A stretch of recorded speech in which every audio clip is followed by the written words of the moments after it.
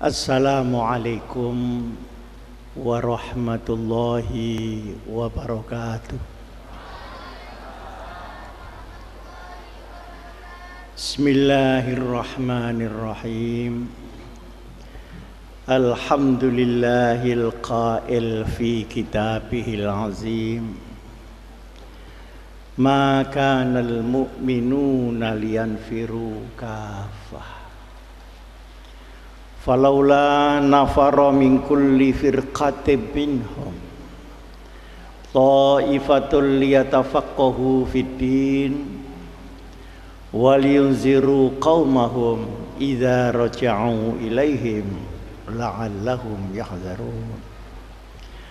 Allahumma salli ala sayyidina wa maulana wa syafi'ina wa uswatina wa habibina wa qurrati a'yunina Muhammadin sallallahu alaihi wasallam wa ala alihi wa sahbihi ila yaumil qiyam. Subhanaka la ilma lana illa ma 'allamtana innaka antal alimul hakim. Rabbana atina min ladunka rahmah wa hayyi' lana min amrina rasyada. Amma ba'd. Hadratul muhtaramin, ashabal fadilah, para alim ulama, para kiai, para sesepuh yang saya muliakan, khususnya Romo Kiai Mudarris dan seluruh keluarga serta zuriat yang saya muliakan, Pak Profesor Mahfud MD, para bapak-bapak pejabat yang berkenan hadir, seluruh keluarga besar Pondok Pesantren Sabilul Hasanah, hadirin hadirat yang saya muliakan. Di dalam suasana tasyakuran, pertama kali yang kita harus ingat tasyakuran itu apa? Kata Imam Zainuddin Abu Hamid Muhammad ibnu Muhammad Al-Ghazali radhiyallahu anhu, orang bisa disebut bersyukur kalau pertama yakin nikmat itu dari Allah, bukan dari tangannya sendiri. Tangannya ini mengambil rahmat Allah, tapi rahmatnya tetap milik Allah. Yang kedua, mengucap alhamdulillah dengan hatinya, sehingga wajahnya orang yang syukur itu terang, karena hatinya ini gembira. Yang ketiga, nikmat itu dipakai apa? Lah ini yang berat. Kalau dipakai sesuai dengan kehendak zat yang memberi nikmat, maka saya syukur. Kalau dia dibiarkan terlantar, itu namanya mubazir. Kalau digunakan yang tidak semestinya, maka dia ingkar terhadap nikmat itu. Dan ternyata orang syukur itu tidak gampang. Saya di Depok, di Jakarta punya teman namanya Abdus Syukur, tapi pekerjaannya ngersulo. Kira-kira ada apa enggak yang begitu? Ada yang namanya Selamat, bolak-balik ke serempet Honda. Ada yang namanya Soim, tapi makan. Ternyata wa qalilum minhumus syakur, sebenarnya hanya sedikit orang yang memenuhi 3 syarat itu. Para hadirin hadirat, oleh karenanya di dalam tasyakuran yang sangat berkah ini, mari kita berdoa 2 hal. Pertama, kita doakan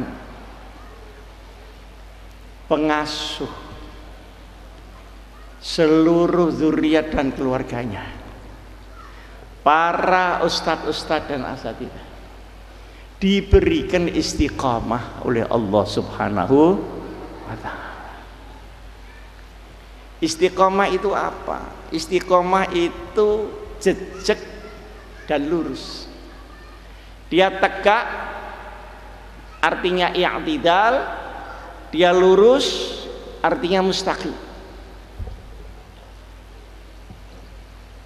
Alladzina qalu rabbunallah tsumma istaqamu tatanazzalu alaihimul malaikah alla takhafu wa la tahzanu wa absyiru bil jannah allati kuntum tu'adun.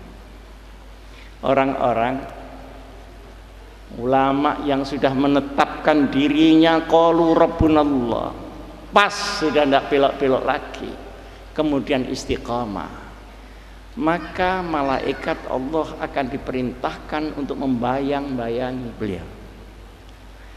Karena tidak disebutkan di dalam Quran itu bayang-bayang akhirat atau bayang-bayang dunia, maka bisa terjadi pada bayang-bayang dunia dan pada bayang-bayang akhirat. Mulailah seorang hamba Allah ini mempunyai fadilah, kelebihan dari rata-rata orang. Ini buah pertama dari istiqomah. Seperti Kiai Mudarris, ya pakai sarung biasa aja, pakai jas ini kan karena ada upacara, biasanya ya seenaknya saja. Tapi kenapa orang diundang kok datang? Padahal kalau pilkada berapa bayarnya ini? Nah, yang ketawa mesti pernah narik uangnya. Mengapa semua senang? Dan mengapa semua segan? Padahal ya begitu-begitu saja, sarungan. Tapi penting sarungan itu Pak, selain praktis juga ISIS. Dan insya Allah yang di dalam itu bisa demokratis. Meluncur tanpa hambatan, sarung dipancal jadi kemul, dikerek jadi bendera. Itu khususnya sarung. Begitu saja, tidak pernah ada tempelan pangkat. Tetapi orang segan, bukan takut. Dari mana itu? Adalah dari istiqamah. Kalau ini sudah kuat, naik lagi, namanya maunah. Maunah itu adalah perlipatan Allah Subhanahu wa ta'ala terhadap kekuatan hamba itu sangat jauh dibanding dengan kekuatan dia sendiri. Kiai Mudarris ini saya kenal sudah lama. Waktu membuat rumah untuk keluarga sendiri itu tidak jadi-jadi Pak. Kurang ini, kurang itu, kurang ini. Tapi begitu membuat pesantren, kok bisa jadi begini? Bukan hanya bangunannya yang berdiri, tetapi hamba Allah yang berkumpul. Kekuatan ini tidak bisa diciptakan oleh kita. Dia adalah pemberian Allah Subhanahu wa ta'ala. Ini namanya maunah. Kekuatan saya cuma 1 kilo, tapi ternyata saya kuat ngangkat 10 kilo. Yang 9 kilo adalah maunah Allah Subhanahu wa ta'ala. Maka tadi yang disarankan Pak Mahfud, jangan rendah diri, jangan takut sulit, jangan takut kalau tidak bisa. Modalnya adalah istiqomah, jejak bener, kemudian berani menghadapi tantangan. Karena kebenaran dengan ujiannya dan kejahatan dengan azabnya. Orang bener sama ndak bener itu sama-sama repot hidup di dunia. Kiai Mudarris ini sudah bener, tapi ya banyak saja yang bilang ndak bener. Kenapa? Karena yang bilang ndak bener itu lebih dulu ndak bener daripada Kiai Mudarris. Dan itu sunnatullah walan tajida li sunnatillahi tabdila. Kemudian orang jahat pun dengan hukumannya sama sulitnya. Sarjana hukum, ada yang menegakkan hukum seperti Pak Mahfud, ada yang menegakkan keadilan, ada yang meluruskan hukum, karena hukum pun juga bisa belok-belok kalau dia berangkat dari nafsu manusia. Tapi ada juga yang makelar hukum, ada juga yang jual beli hukum. Alhamdulillah banyak sarjana hukum yang masuk hukuman di mana. Ilmunya sama, iya. Apanya yang tidak sama adalah hidayah Allah. Man izdada ilman wa lam yazdad huda, lam yazdad minallahi illa bu'da. Lu apa kiai ini perlu didoakan? Perlu. Yang hanya diberi kehormatan itu Rasul dan Nabi. Kalau Rasulullah Sallallahu Alaihi Wasallam doanya ya salawat, Allahumma sholli ala. Kalau para nabi cukup alaihis. Tapi di bawah itu, biar waliullah, apalagi yang sudah seperti wali, tapi belum tentu wali. Gayanya seperti waliullah, ternyata wali-wali daya. Ini perlu didoakan, kiai segala macam. Mari kita doakan, mudah-mudahan mendapatkan istiqamah dari Allah Subhanahu wa Ta'ala. Kalau itu jalan, kekuatan yang berjalan bukan kekuatan kita, tapi kekuatan pertolongan Allah. Kalau terus ini masih kuat, ada kemungkinan mendapatkan karomah dari Allah Subhanahu wa Ta'ala. Orang yang diberi keunggulan lebih daripada dimensi manusia biasa, dia bisa diberitahu Allah masa lalu, dia diberitahu Allah masa kini, dia diberitahu Allah apa yang ada di hadapannya, dia diberitahu Allah sesuatu yang tampak dan sesuatu yang tersirat. Tetapi orang yang mendapatkan karomah adalah orang yang sudah tidak ada lagi keinginan apapun di dalam hatinya kecuali keinginan perintah Allah Subhanahu wa Ta'ala. Jadi orang yang keramat itu yang keramat saja tidak kepingin. Selama orang masih kepingin keramat, insya Allah ya cuma rumahnya saja yang di jalan keramat. Karena karomah itu adalah kosongnya kemauan kecuali kemauan Allah Subhanahu wa Ta'ala. Itu kalau kuat. Dan orang yang diberitahu oleh Allah itu dia tidak boleh ngomong sama orang awam, Pak. Misalnya ada ulama ngerti kalau orang ini mau meninggal. Saya tanya kepada seorang kiai, ayah saya sakit, kiai, mohon supaya diberi obat. Kata kiainya, ndak usah Pak Sim, ndak usah. Ndak kalau ayah sampean mati tahun ini, ndak akan. Seneng Pak karena ndak mati tahun ini. Saya lupa kalau itu sudah di ujung tahun. Sudah kurang 3 hari sudah Muharram. Saya pulang, iya ya, ini 3 hari lagi kan sudah Muharram, kan tahun baru. Alhamdulillah tanggal 6 Muharram, innalillahi wa inna ilaihi raji'un. Kepandaian untuk memberitahukan sesuatu tanpa dia membebani kemampuan yang mendengar, itu adalah tingkat tinggi dari keilmuan syariat Nabi besar Muhammad sallallahu alaihi wasallam. Coba kalau saya dibilang, ayah kamu tanggal 6 ini loh, depan ini loh, langsung innalillah. Pulang sudah sumpek Pak, sudah stres saya. Tapi karena dibilangnya tidak akan tahun ini, kan aman itu. Nah, bahasa ini adalah bahasa hikmah. Saya memang sengaja seneng kalau jalan-jalan dengan Pak Mahfud. Kenapa? Pak Mahfud ini profesor, doktor, enggak tahu apa lagi, itu titelnya banyak. Di negara negarawan, di hukum pendekar hukum. Kemudian di kampus itu ilmunya mengalir terus. Cuma ini kok hanya untuk orang yang pinter-pinter saja, gimana? Lah yang kita-kita yang setengah miring-miring begini ini kok enggak pernah keduman ilmu yang begitu. Kendalanya apa?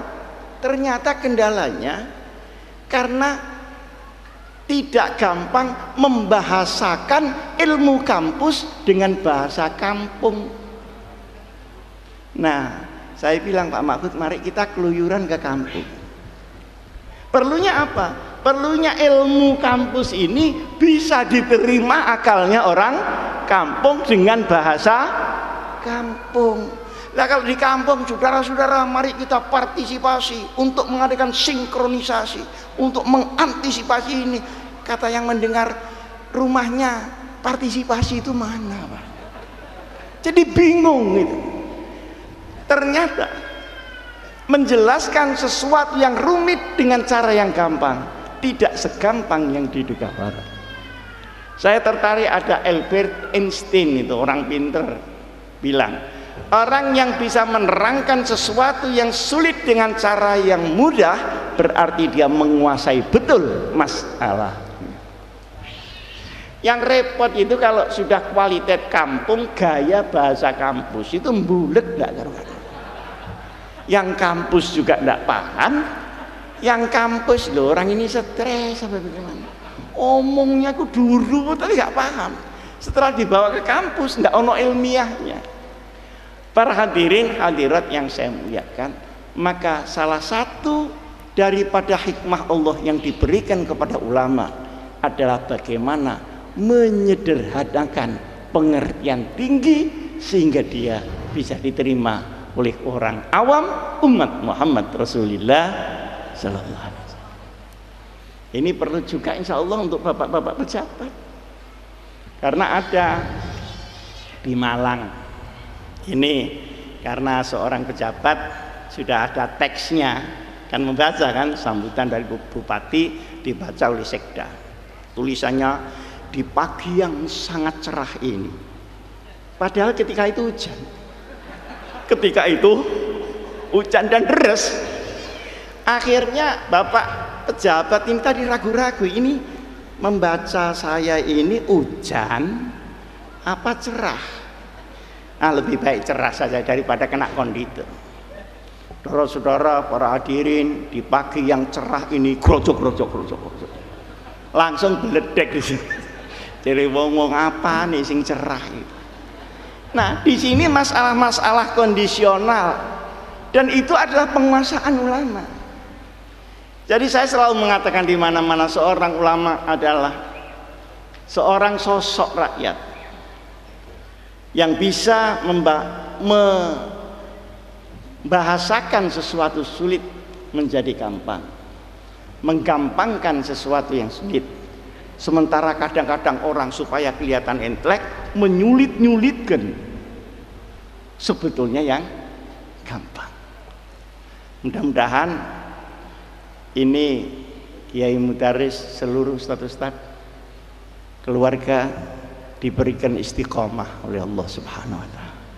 Di sini kekuatan yang tidak terbatas.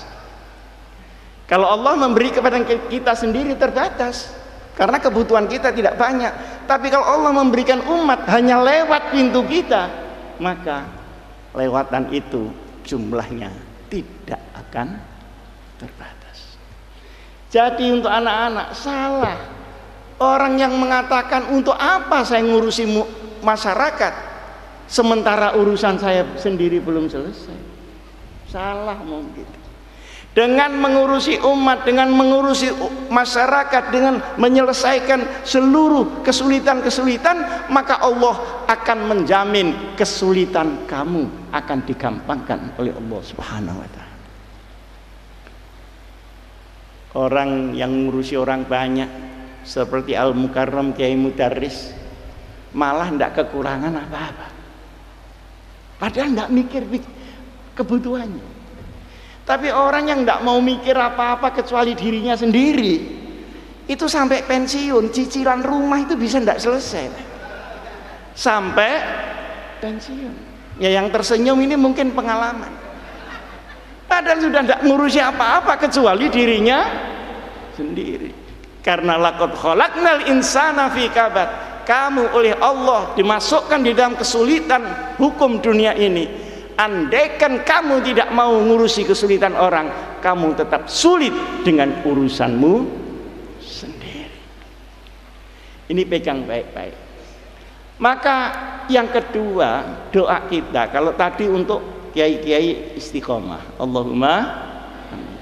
Yang kedua, mudah-mudahan ilmunya para santri wisudawan menjadi ilmu yang bermanfaat.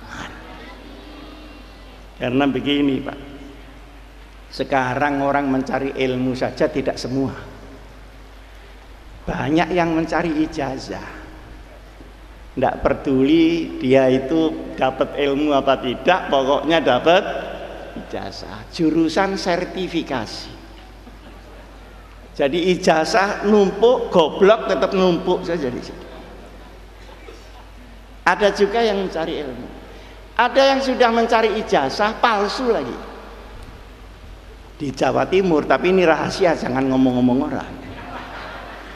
Di Jawa Timur itu ada orang mau jadi bupati, ijazahnya palsu. Dibilang oleh panitia, Pak, ini ijazah ini palsu, tidak bisa dipakai. Jawabnya yang punya ijazah, loh, sampean kok berani bilang ini palsu? Wong kata yang jual ini asli. Kata yang jual ini sampean tidak ikut jual kok bilang? Itu kan orang begini Pak. Artinya apa? Jadi betapa rendahnya klasifikasi daripada orang yang mencari ilmu pengetahuan. Oke, sekarang orang mencari ilmu. Ternyata setelah mencari ilmu itu ada yang manfaat, ada yang mubazir, ada yang ilmu berbalik menjadi malapetaka dirinya dan malapetaka sosial. Kapan ilmu menjadi manfaat? Kata Al-Quran, innama yakhsyallaha min ibadihil ulama.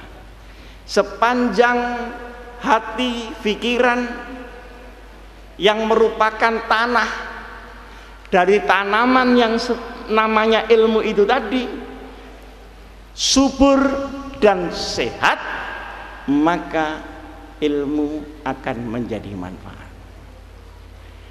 Jadi sebenarnya ilmu adalah pengetahuan, tetapi pertanggungjawaban ilmu itu tidak berada pada teks ilmu, tapi berada pada hubungan dia bertanggung jawab apa tidak kepada Allah dan kepada umat. Jadi al-ilmu syai'un wa mas'uliyatul ilm syai'un akhar.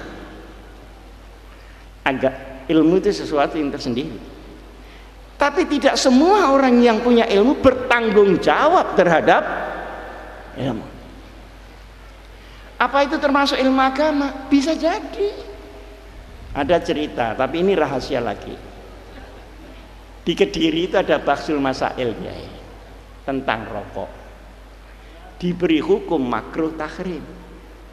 Tahu-tahu yang ikut bahas itu ada yang punya pabrik rokok.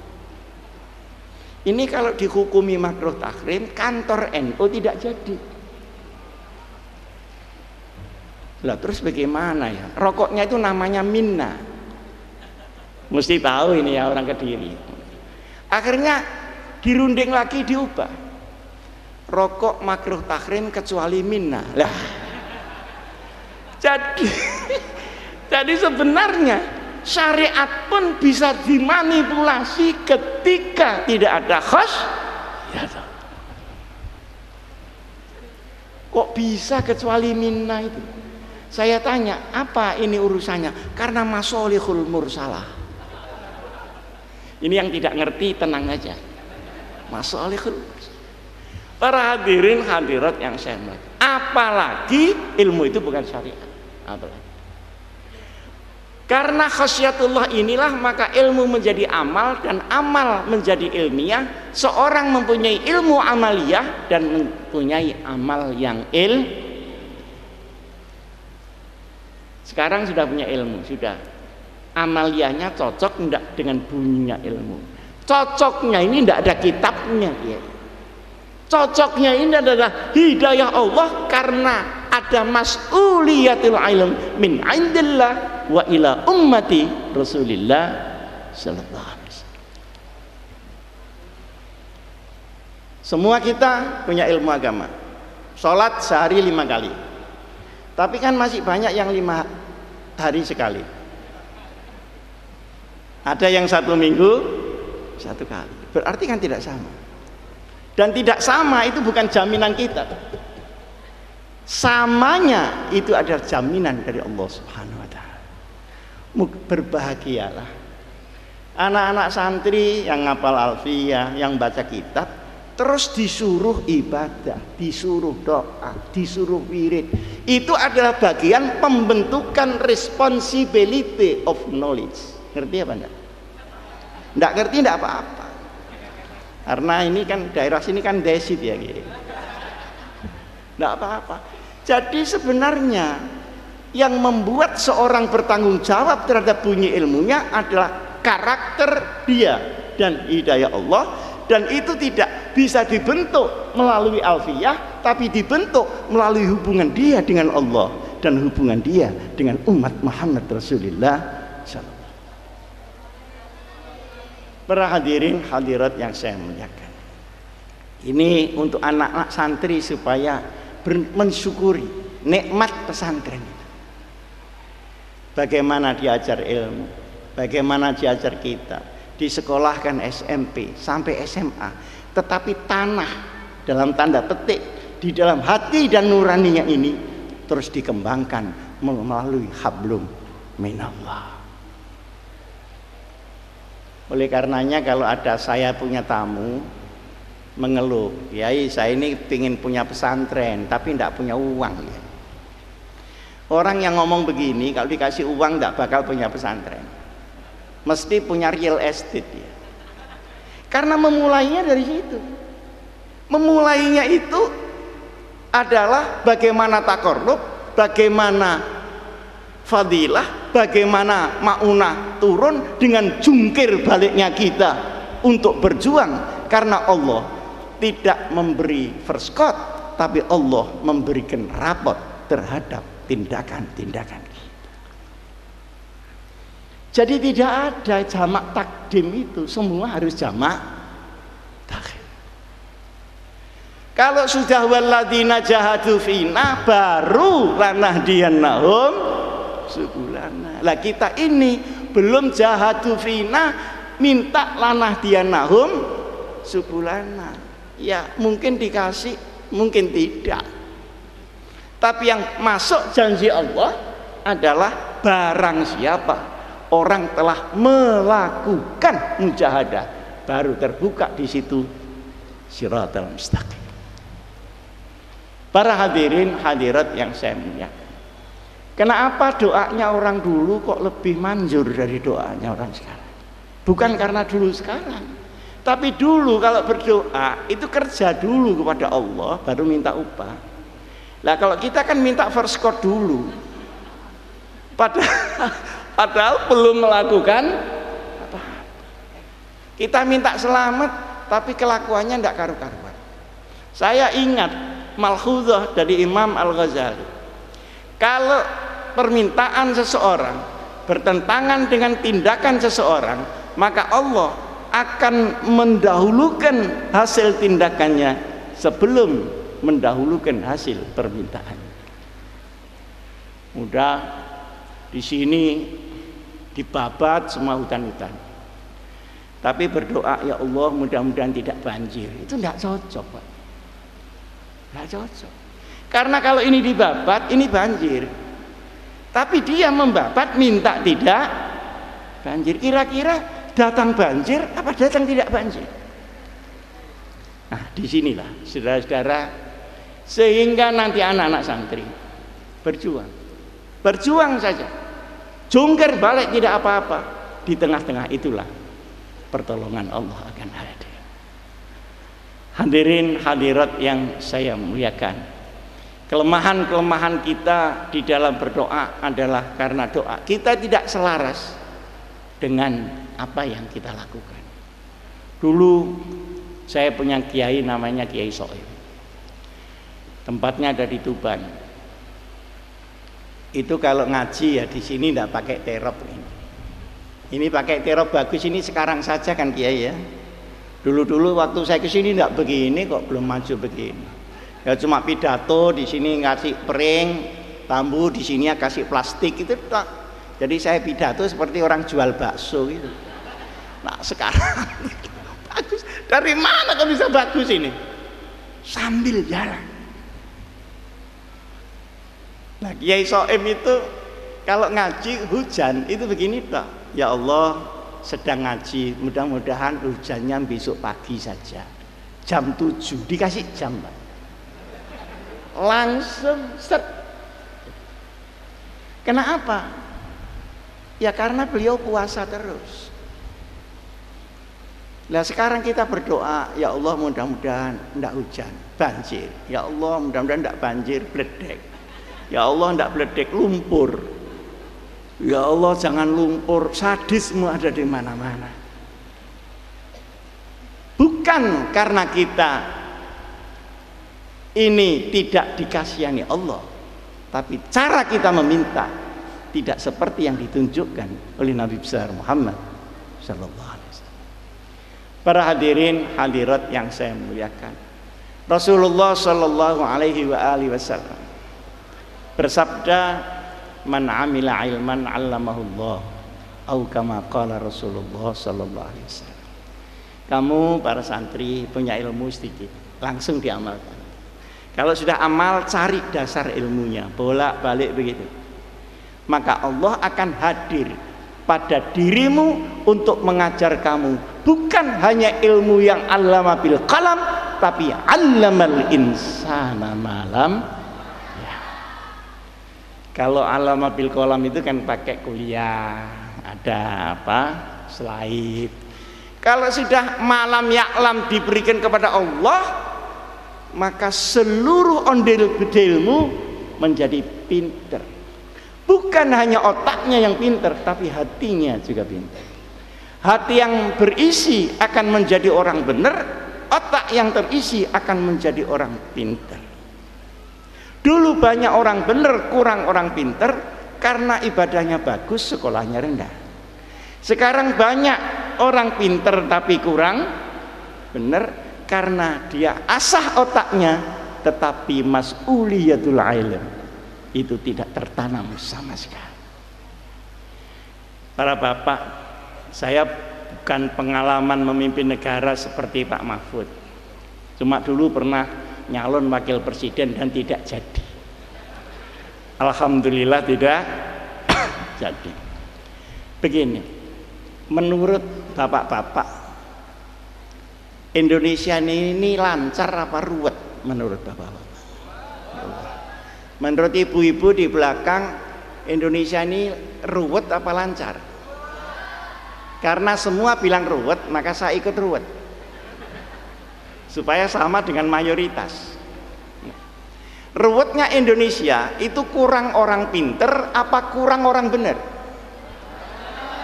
100 untuk penonton. Kalau kendali daripada benar ini lepas, maka seluruh kemampuan akan berubah menjadi fitnah dan malapetaka di dalam masyarakat. Sekaligus Allah akan mencabut berkah daripada kehidupan manusia. Sekarang yang merusak hutan, perataan dan kemakmuran. Hikmahnya ada di situ. Maka siapa saja yang hatinya dibikin benar oleh Allah, otaknya dibikin pintar oleh Allah, maka dia menjadi ulul albab. Dia akan bisa melihat inti daripada sebuah persoalan. Hari ini adalah hari kebingungan secara bersama-sama. Orang yang kecil bingung karena kecilnya, orang yang besar ya bingung kalau habis kebesarannya. Orang yang kaya sibuk karena takut KPK. sementara yang miskin lebih dulu menderita daripada yang kaya itu tadi. Banyak rezeki diberikan Allah ke Indonesia, tetapi negara buminya kaya, penduduknya tetap miskin. Kenapa? Karena walakum fil ardi mustaqar wa mata'un ila hin. Apa yang ada di bumi ini tidak diambil sebagai rezeki. Padahal kuncinya di situ. Kalau ini diambil jadi produksi, apa tambang, apa ikan, apa peternakan, apa-apa, kemudian ada pabrik, dari pabrik ada jasa. Nah, sekarang kita ada jasa, tetapi komoditi ini tidak diambil. Padahal walakum fil ardi mustaqar wa mata' ay al amti'ah au al mata, artinya tamattu atau kesenangan. Hadirin hadirat yang saya muliakan, yang terakhir, bahwa orang yang membawa ilmu dengan syarat-syarat yang tadi saya sebutkan, maka Allah akan memberikan derajat kepada yang punya ilmu itu, minta atau tidak minta. Kalau ada ilmu derajat tidak ada, berarti imannya harus diurus lagi. Kalau iman ada tapi derajat tidak naik, maka harus diurus ilmunya. Kalau sudah punya iman, merasa punya ilmu, derajat tidak naik, maka ada sesuatu yang salah di dalam kriteria iman dan ilmu itu kepada Allah Subhanahu wa ta'ala. Hari ini alhamdulillah, saya lihat wisuda-wisuda ini selain mukanya juga cerah, mudah-mudahan hatinya juga cerah. Mudah-mudahan masa depannya juga dicerahkan oleh Allah Subhanahu wa ta'ala. Para hadirin hadirat yang saya muliakan, karena banyak wisuda gembira, tapi setelah pulang alhamdulillah nganggur secara bersama-sama, berjamaah. Penampilannya meyakinkan, tapi rokok tetap eceran. Kadang-kadang HP-nya 3, pulsanya tidak ada, sehingga cuma miss call tok. Jadi ketika ilmu ini naik, derajat tidak datang, justru itu menjadi penderitaan tersendiri di dalam anak itu. Mari kita perhatikan itu. Dan kalau sudah punya ilmu, ada perjuangan. Ma'unah Allah itu nanti akan diberikan ke sebelah mana, itu sudah bukan urusanmu, itu urusan Allah Subhanahu wa ta'ala. Kita mempunyai iradah, kita murid, tetapi ketika sudah masuk ke lapangan kehidupan, Allah akan menjadi murid tersendiri. Maka ada sesuatu dari kita yang kita kehendaki, tetapi ada sesuatu yang dikehendaki oleh Allah kepada kita. Tapi tersebar, tidak usah ngumpul jadi satu. Mungkin ada jadi pengajar, jadi guru, jadi ini, jadi hakim seperti Pak Mahfud, jadi menteri. Kalau semua jadi menteri, yang pegawai kan nggak ada. Jadi mesti lihat potongannya. Ini potongan cocok apa enggak cocok. Kalau kurang kulaan ya gak bisa diunggah gitu. Tapi Allah akan memberikan hikmah dan kebahagiaan pada posisi apapun kamu ada di situ. Selama amilan bi ilmi, waqifun ala sya'ni, basirun bi ahli zaman. Mudah-mudahan apa yang saya sampaikan ada guna dan manfaatnya. Semua ini harus berbagi tugas. Udkhulu min abwabin mutafarriqah. Kita keluar dari sini, masuk ke semua pintu kehidupan. Ada yang ngurusi pendidikan, tapi juga harus ada yang mengurusi perlindungan negara. Karena ad-dinu wal mulku tau'amani. Antara agama dan kekuasaan sebenarnya adalah saudara kembar. Kekuasaan memerlukan agama supaya kekuasaan itu lurus, tapi agama memerlukan kekuasaan supaya riayah terlindungi syariat Nabi besar Muhammad sallallahu alaihi wasallam. Mudah-mudahan Pak Mahfud ini bisa mencapai apa yang dicita-citakannya. Anak-anak juga bisa mencapai apa yang diharapkannya.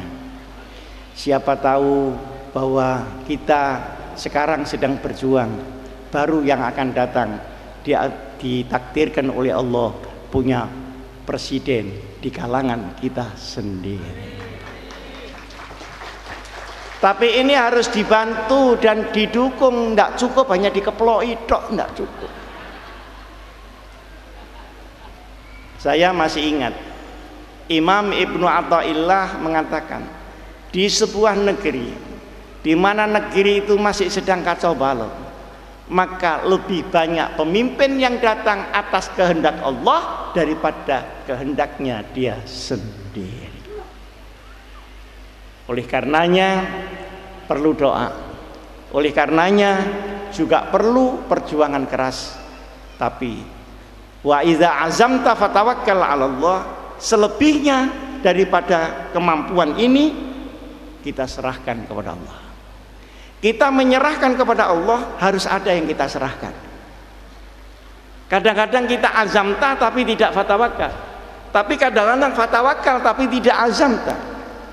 Maka berbuatlah seoptimal mungkin, nanti kita serahkan kepada Allah, di mana keadilan Allah untuk melindungi umat Muhammad Rasulullah sallallahu alaihi wasallam. Mari kita berdoa, moga sabilul hasanah diberikan maunah oleh Allah Subhanahu wa taala. Mudah-mudahan para kiai, para ustadz diberikan istiqomah, anak-anak santri diberikan ilmu yang manfaat, para orang tua diberikan rezeki yang murah, diberikan rezeki yang halal, agar ilmunya anak-anak juga menjadi halal. Ilmu yang halal akan melahirkan tindakan yang halal. Tapi ilmu yang haram karena makanannya haram, dia akan mencari keharaman yang lain sebagai temannya. Ya Allah, mudah-mudahan yang hadir ini semuanya diberikan keluarga yang sakinah.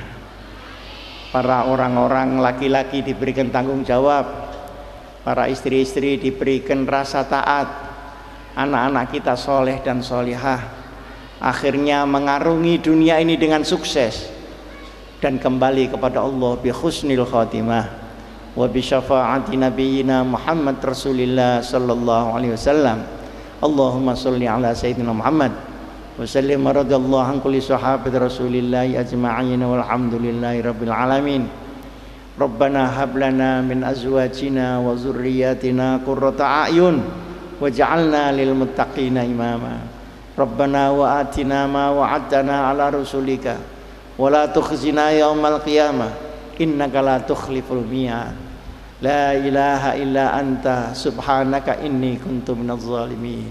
Ya man ajaba nuhan fi qaumi, ya zaida li sayyidina al-hidir fi ilmi, ya man nasara Ibrahim ala a'dai, ya man radda sayyidina Yusuf ala sayyidina Yaqub, ya man kashafa dhurra Ayyub, ya man ajaba da'wat Zakaria, ya man qabila tasbiha Yunus ibni Matta. Nas'aluka Allahumma ya Allah, ya Allah, ya Allah, bi asrari ashabi hadhihi da'watil mustajabah, anta taqabbala ma bihi da'una wa anta atiyana ma bihi sa'alna, anjis lana wa'adaka alladhi wa'adtahu li ibadikal mu'minin. Hasbunallah wa ni'mal wakil, ni'mal maula wa ni'man nasir. Faqudi adabirul qaumil ladzina zalamu fasbahu la yura illa masakinuhum kadzalika najzil qaumal mujrimin. Wassallallahu ala sayyidina Muhammadin nabil ummi wa ala alihi wa sahbihi wa sallam walhamdulillahi rabbil alamin. Aqulu qawli hadha wa astaghfirullah li wa lakum. Wassalamu alaikum warahmatullahi wabarakatuh.